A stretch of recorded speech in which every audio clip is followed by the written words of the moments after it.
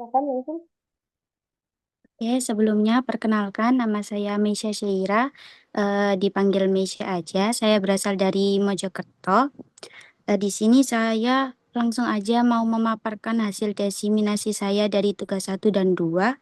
Jadi saya tidak menampilkan itu ya Bu ya, tugas satu dan 2 saya. Jadi saya langsung di poinnya aja. Oke, untuk di pendahuluannya. Pembelajaran Pendidikan Agama Islam atau PAI memiliki peran penting dalam membentuk pemahaman, sikap, dan keterampilan keagamaan peserta didik. Dalam proses pembelajaran PAI, guru dituntut mampu memilih metode, strategi, dan media pembelajaran yang tepat agar materi dapat dipahami dengan baik oleh siswa. Sebentar, Ibu. Belum direkam. Oh ya, Oh, ini meminta host mulai direkam. gimana ya caranya? Atau nanti bisa chat saya, nanti saya kirimkan untuk rekamannya. Bagian Oh, tadi. ya, Ya, baik, Ibu.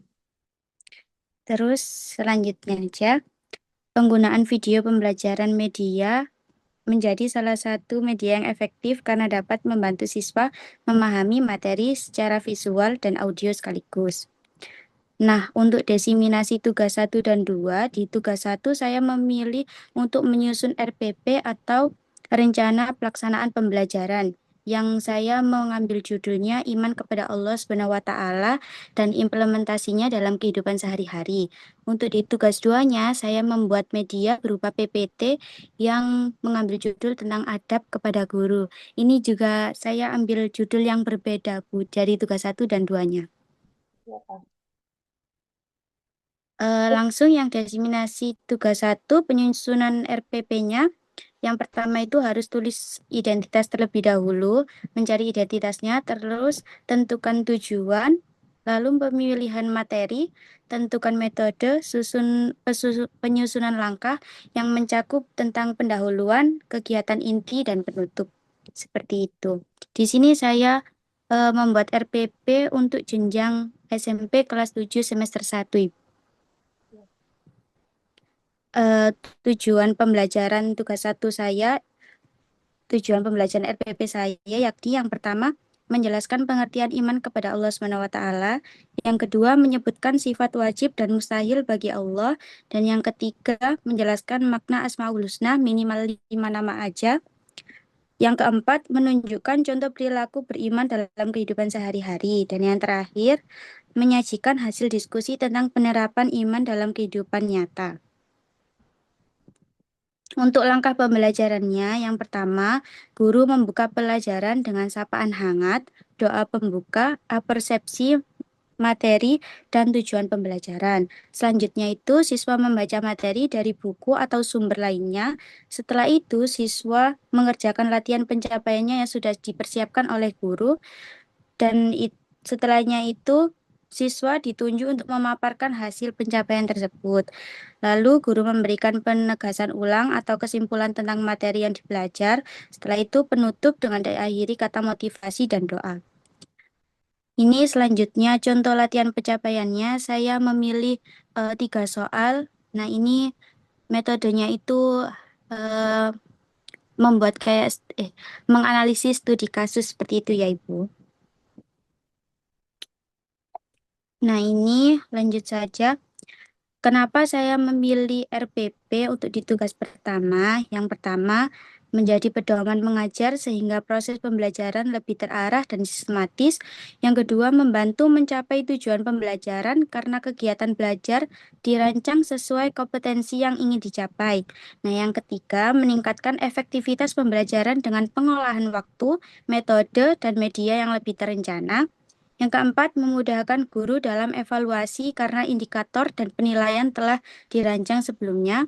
Yang kelima, mendorong profesionalisme guru dalam merencanakan, melaksanakan, dan mengevaluasi pembelajaran secara terstruktur.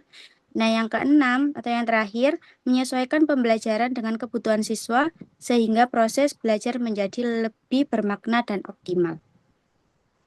Untuk kendala saya, penyusunan di RPP-nya itu yang pertama, Perbedaan karakteristik peserta didik itu juga mempengaruhi karena kemampuan, minat, dan latar belakang siswa itu yang berbeda-beda atau beragam membuat perencanaan pembelajarannya lebih kompleks.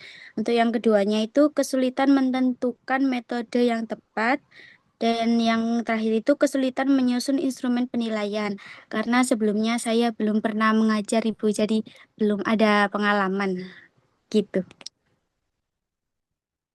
Untuk selanjutnya, diseminasi di tugas 2, pembuatan media pembelajaran. Di sini saya membuat media pembelajaran berupa PPT yang berjudul Adab kepada Guru. Tujuan penggunaan media ini yang pertama meningkatkan keterlibatan emosional kognitif, yang kedua memvisualisasikan konsep abstrak, yang ketiga memberikan umpan balik langsung, dan yang keempat mengakomodasi berbagai gaya belajar. Cara penggunaan media ini dalam kegiatan pembelajaran yakni menyajikan materi secara visual, audio, dan interaktif guna meningkatkan pemahaman siswa. Nah, kesesuaian dengan strategi ini, pembelajaran yang dipilih menjadi terletak pada kemampuannya memvisualisasikan nilai-nilai moral dan menciptakan interaksi langsung yang terarah. Seperti itu.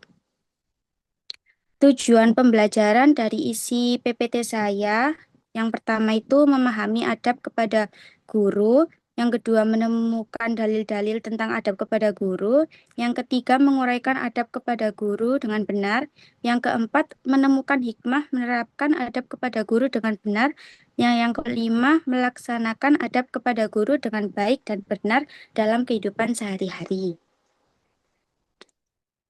Konsep dari PPT saya pada tugas 2 atau isi dari PPT saya itu yang pertama itu menjelaskan pengertian adab kepada guru. Jadi sedikit menjelaskan isi dari materinya.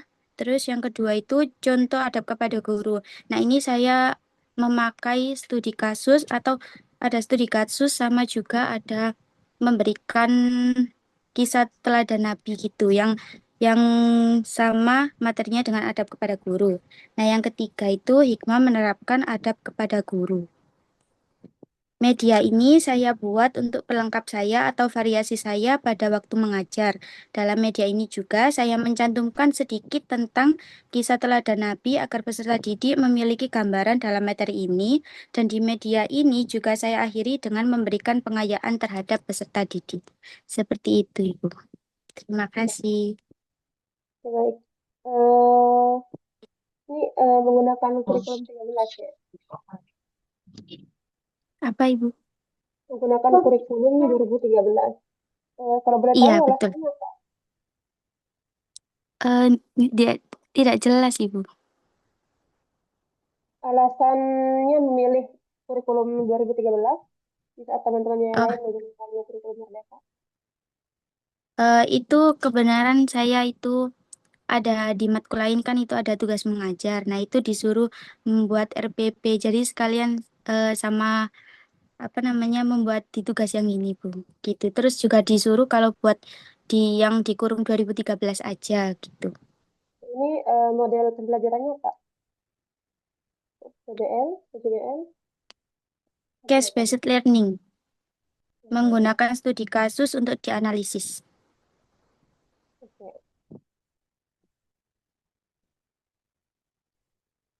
bisa lah. Jadi sebenarnya pembelajaran yang sekarang berfokus pada pembelajaran AB21 ya, yang dimana pembelajaran itu berfokus pada siswa. Nah, sedangkan yang kita ketahui kalau K13 itu lebih ke pusatnya pada guru. Saya Itu itu. sudah apa, ya.